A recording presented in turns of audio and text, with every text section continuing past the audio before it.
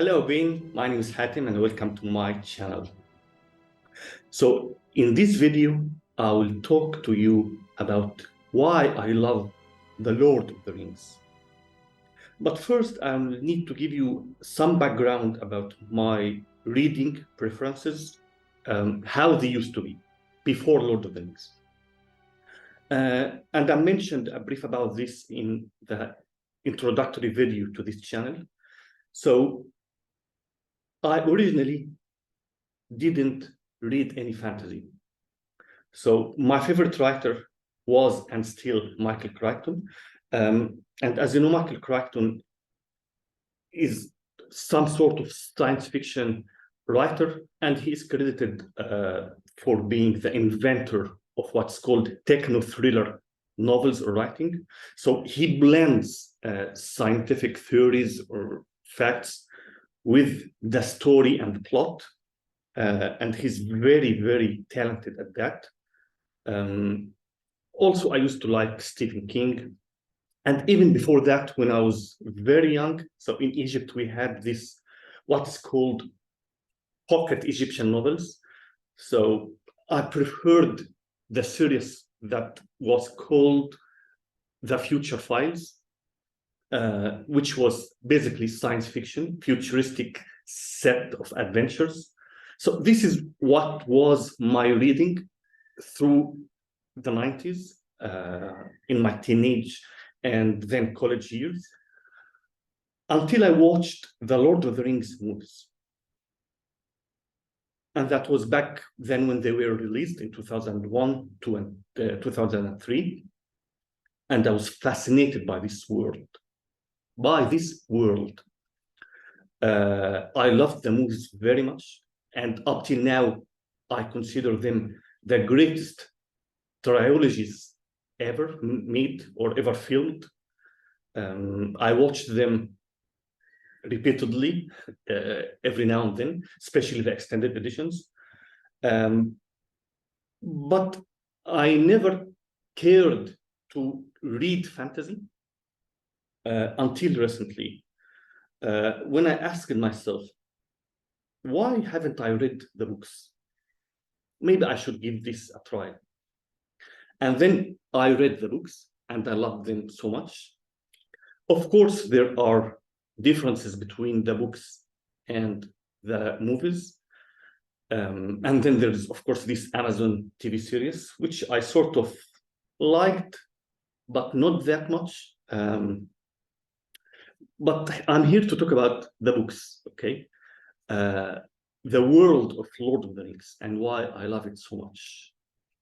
So that was a bit of a background about my reading experience and what I used to like and what made me read The Lord of the Rings. So first, as you know, The Lord of the Rings is what is called epic fantasy. So these are 3 books which have been made into 3 movies. And it tells the story of that magic ring, which was created by the Dark Lord Sauron. So he's the evil guy.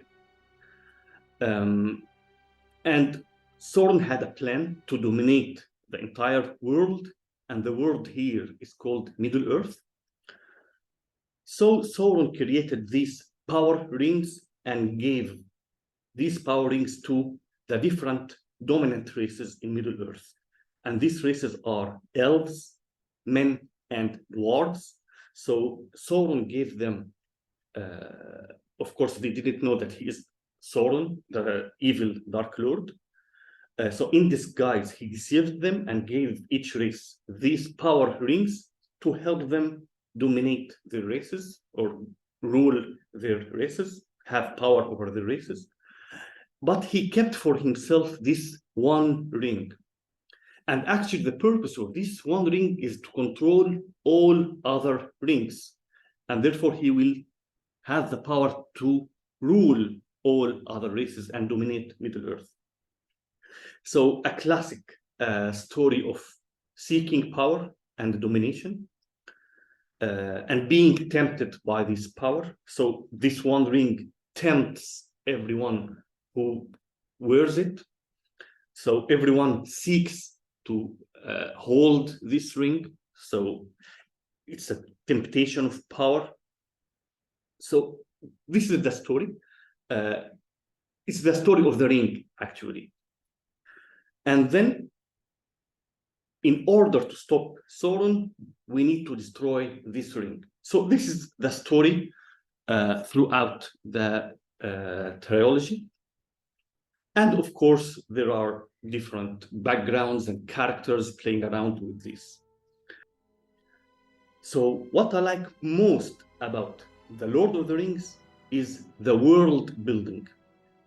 I'm a huge fan of world building. So in video games, for example, I like Dark Souls, the Elder Scrolls, Dragon Age. So these video games, for those who have tried them before, they focus on, of course, on story or action or characters, but they have a very rich world and lore. And I get soaked in this, in understanding the world, the background of each thing that's happening, of everything that's happening in this world. And this is what is very rich in the world of Lord of the Rings, Middle-earth. So if you ask me what is the favorite fantasy place ever, it's Middle-earth. What is the fantasy place that you can live? I will tell you, it is the Shire. So this is a world I was soaked in, the world of Lord of the Rings, the Lord of Middle-earth. And everything, it has a background and a history. So for example, you'll find Legolas and Gimli, the dwarf. So there are some stuff going on between them. Why? Because actually elves and dwarves, they have a background history before. And this is explained, this history, throughout the book, and it's explained in the appendices in the final book, The Return of the King. So the appendices have rich background and history and lore about events relating to the Lord of the Rings, which happened during the story, and events before the Lord of the Rings, before this adventure even begins. So again, actually it began in The Hobbit. The story of the ring began in The Hobbit, which of course was made into another trilogy, one book made into inflated trilogy. I liked this trilogy, but I don't enjoy it that much, like the Lord of the Ring original movie trilogies. So it started here, the story of the ring, but actually it started much before. And here comes the Silmarillion, which is a book, and it looks like not a novel or a story. It seems like more similar to a history book, history of Middle-earth, many thousand years before the story of the ring, or the Lord of the Rings. So this is rich history, actually. So the races of elves. And then, of course, you start to understand things happening in Lord of the Rings. Like elves are leaving Middle-earth, and the age of elves is over. They are leaving Middle-earth forever. Going where? Going to the west, to a place called Valinor. What is Valinor? I mean, so here, everything is here. So it's here where it all starts, where the world has been born in this fantasy world of Lord of the Rings. So it started before her. So there are the first age, second age, and the Hobbit, Lord of the Rings, the story goes on in the third age. But even before the first age, what happened, how this world has been born, it's here. And then there were many adventures that happened before that shaped this world. Where this story goes, this world has been shaped by events that happened before, which involved Sauron also, this Dark Lord Sauron, and it involved his master, Morgoth. So it's a very rich world. So the world building here is fantastic. It's amazing. You get soaked in this world. You get obsessed with this world. So I become, even before I read these books, I was watching many YouTube channels, YouTubers, who have dedicated their channels for the world of Middle-earth and Tolkien. For example, Nerd of the Rings. So if you are interested in this, follow this channel, Nerd of the Rings. It's a very nice YouTube channel. I used to follow to understand the backgrounds of all the characters and events that happened during and before the events of the War of the Ring. So this is a world I got obsessed into, I got soaked into. So this is the best or the most thing that I like about Lord of the Rings is the world building. It's like a standalone, unique world, rich with its history, its races, its cultures, and events, and everything which happened before these events. So this is amazing, and I can consume content relating to the world of Middle-earth forever. The second thing I liked a lot in The Lord of the Rings are the characters. And I like characters that live with you when you read the books. So when I'm reading, and then I leave the reading session, I stop the reading session and do something else, I'm still living with the characters, or the characters are still living with me. So the relationship between me and the characters endures after I finish the reading session and after I complete reading the books. I still live with the characters, or the characters still live with me. And the relationship or relationships between these characters, it's something very strongly built, which I enjoyed much. And every character here has a personality, and the character development arc is very well built. So starting from the beginning, the innocence before we know the evils of the ring or what happens, and then starting to go through the painful journey of destroying the ring,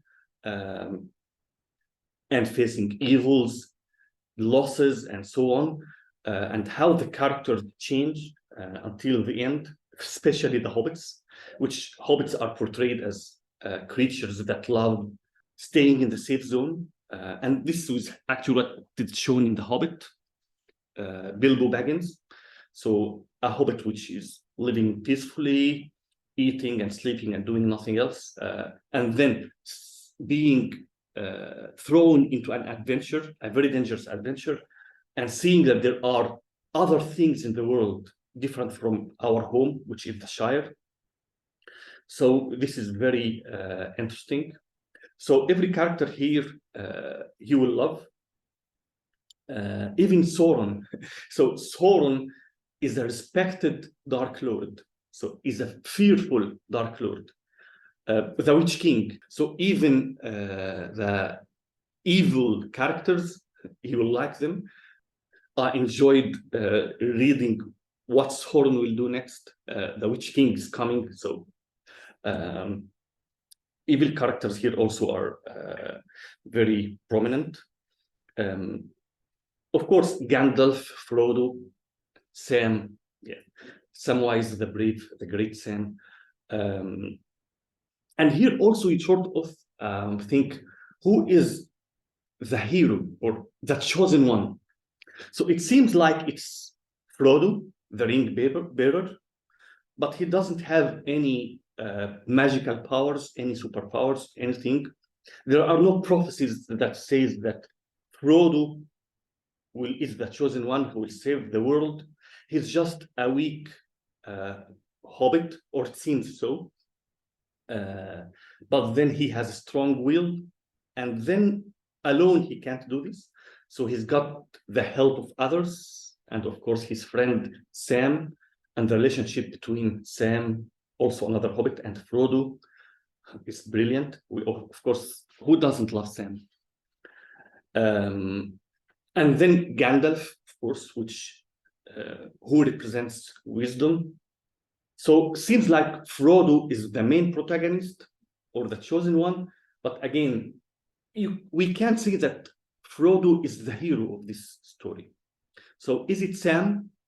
Maybe yes. So some say that Tolkien actually intended for Sam to be the hero through all this, or maybe it's Aragorn. Maybe because he is the king, or the potential or the future king we are waiting for, who will unite all men to face the evils of Sauron and his companions. So maybe Aragorn. This is why the third book is called The Return of the King, the return of Aragorn to the throne of men, to the throne of the king of men. So what I really liked about this is there is no one single character that is portrayed as the only hero, only chosen one. All the Fellowship, which is the group of companions in the Fellowship of the Ring, who were chosen for the journey or the adventure to destroy the ring, each individual of them is a hero on his or her own. So yeah, there are other characters as well that are out of the Fellowship of the Ring, like King Theoden and the Rohan. So yeah, there are many characters here that all are lovable. Even the evil characters are lovable. So this is about the characters. I like the characters a lot. The story also, this is also another strong aspect of the Lord of the Rings. It's a very well written story, and it's very relatable, actually. So this ring, something that is wanted and sought for, and that all those who are seeking this ring can do anything just to put their hands on the ring, or put the ring in their hands. So yeah, we can see this is representing human temptation, human weakness, human greed, seeking power, doing anything to seek power. So the story is very relatable, and the way the story evolves through the three books, actually Tolkien considered this as one book called The Lord of the Rings, which is divided into three parts: the Fellowship of the Ring, the Two Towers, and the Return of the King. And you can't read this without reading The Hobbit first. So this looks like, or it can act like, the fourth book. So this is the first one, The Hobbit. The second book is The Lord of the Rings. The Hobbit, the first book. The second book, The Lord of the Ring, which is composed of three parts, which is the three books that we know. So the stories and the way the story is written and the way the story evolves is very grabbing. It will grab you. You will always want to know what happens next, what is the end of the journey. And it's a very unique story. So this is about the story. One more thing I liked about The Lord of the Rings is how it changed everything, how it changed how fantasy books are written.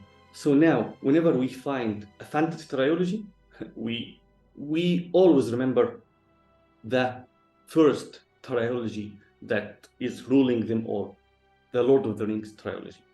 So having this epic fantasy, epic journey, epic trilogy with this rich world building and rich characters, starting this and changing, disrupting how fantasy is written.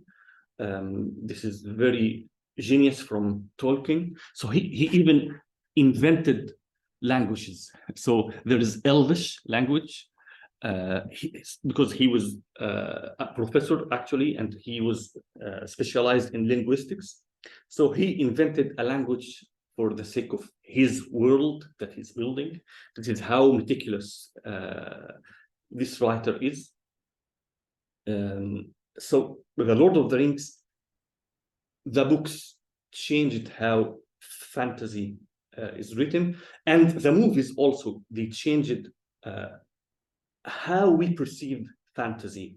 So The Lord of the Rings, the first trilogy of movies to earn all these Oscars. So Oscars used to not pay attention from an artistic perspective to fantasy works, but Lord of the Rings said no, you should pay attention to fantasy. And for me, it grabbed my attention as well to fantasy. And because of The Lord of the Rings, the movies, and then the novels, I started exploring the world of fantasy books, and I'm enjoying them. Yeah, and that was what I consider a quick chat about The Lord of the Rings, because I can talk endlessly about The Lord of the Rings. And for those who haven't watched the movies yet, I don't know what you're doing right now, please go watch the movies. And for those also who haven't read any of these, please start reading The Lord of the Rings right now. Welcome to Middle Earth. I hope you enjoyed this video. Thank you very much, and see you in other videos. Bye.